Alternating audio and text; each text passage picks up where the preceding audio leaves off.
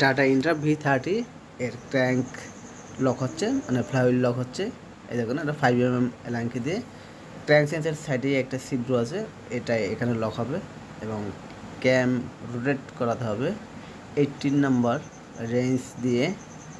এটা tata Intra V30 এর engine timing হচ্ছে, এটা ক্যাম সেন্সার এবং এটা ভ্যাকুয়াম রিজার্ভার এবং এটা থ্রোটল অ্যাকচুয়েটার সেন্সারটা এখানে এই যে জ্যাক।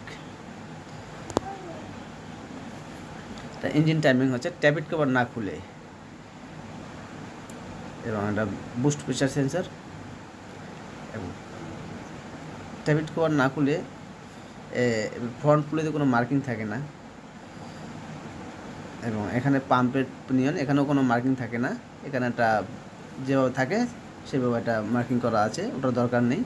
এবং এটা অ্যাডজাস্টার বিয়ারিং এখানে একটা মার্ক করা আছে দেখতে পাচ্ছেন, এদিকে রোটেট হবে, এটা 6mm এলাঙ্কি দিয়ে এদিকে ঠিক এইভাবে রোটেট হবে, এভাবে টাইট করতে হবে অ্যাডজাস্টার বিয়ারিং।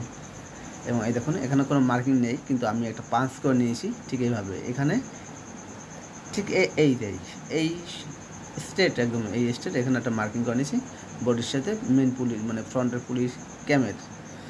এবং যদি আপনি ট্যাবিট কভার খুলেন তাহলে এইভাবে দেখতে পাবেন, ঠিক এইভাবে এটা রিয়ার সাইডে। Thank you.